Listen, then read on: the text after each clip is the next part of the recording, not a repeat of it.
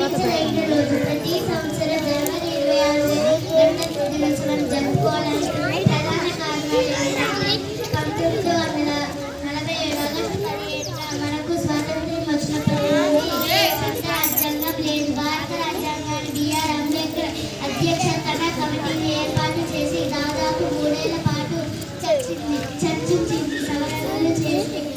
సవరణలు చేసి భారత రాజ్యాంగాన్ని తయారు చేశారు. భారత రాజ్యాంగాన్ని తయారు చేయడానికి 2 సంవత్సరాల 11 నెలల 18 రోజుల సమయం పట్టింది.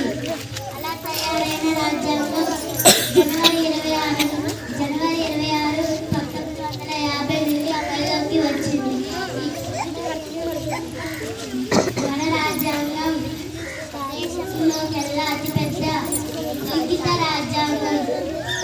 ఈ రాజ్యాంగంలో మనకు స్వేచ్ఛగా జీవించడానికి హక్కులు, ఆదేశ సూత్రాలు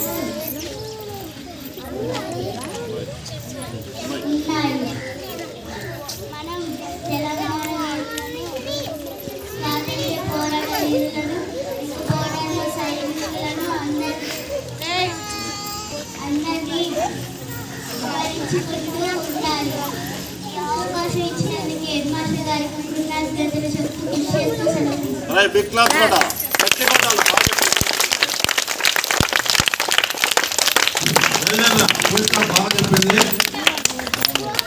తర్వాత